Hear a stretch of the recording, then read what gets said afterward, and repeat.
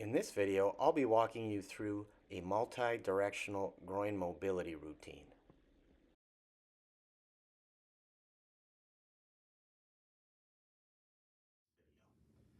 To get started, all you need is an open space. Here's how we're going to get set up. First, we're going to make sure that the groin that we want to stretch is going to be the leg that's out in front and will be in a half kneeling position.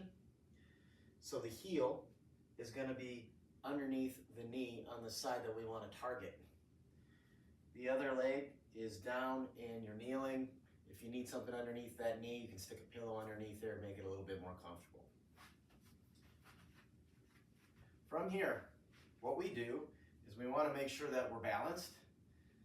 So if you need to get your knee and your heel a little wider apart to get a greater base of support, feel free to do that at any time. Once we're ready to go, we're going to take the arm on the same side leg that we're going to stretch out, and it is going to drive the stretch that we're going to create here. So I'm going to take and lean forward, and the back side where my tricep is going to go right on the inside of my knee, and I'll put my right hand down so I have some balance here. And then very slowly, I'm going to take the left elbow here and I'm going to slide it down the inside of my shin until I get a nice stretch. So not only will you get the groin here, you're also going to get the medial hamstrings a little bit as well too. So we'll drop down.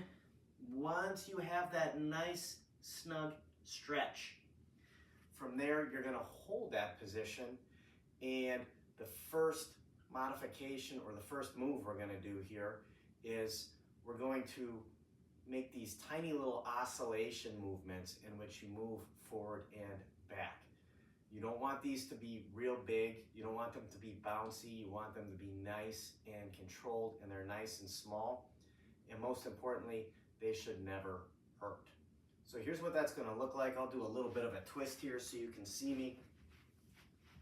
So from here, I drop down, I'm in my stretch position, that's comfortable, and I keep everything right where it is, and I'm slowly just kind of moving forward and back, tiny little movements. As I move forward and back, that is going to increase tension in those tissues that I am targeting, and once they start to loosen up, you're going to find pretty quick you can drop a little bit lower.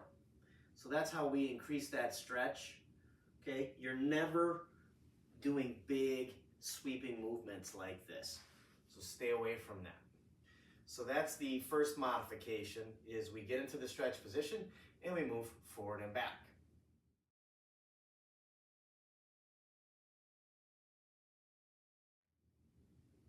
Modification number 2 involves us getting into that same stretch position, but instead of the movements being forward and back, they're going to be side to side. So let's get set up here. So I'm all set. I drop down. There's my stretch. And I'll shift my weight onto my right hand and then over to my left foot. Back and forth. That's it. And again, notice how small these movements are. You shouldn't be going really far, blasting into them. Again, that'll leave you pretty sore, and the chances of having some discomfort there get a little bit higher when we do that. So that's modification 2. We are now going side to side.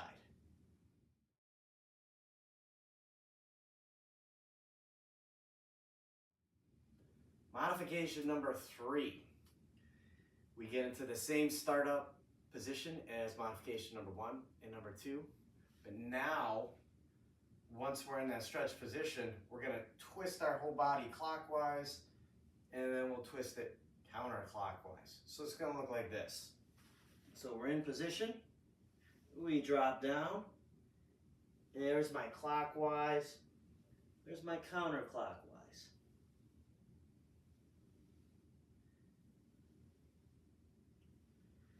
Now what's different about the clockwise and the counterclockwise is we have a pretty big arc that we can rotate through. So you notice I moved a lot further in that.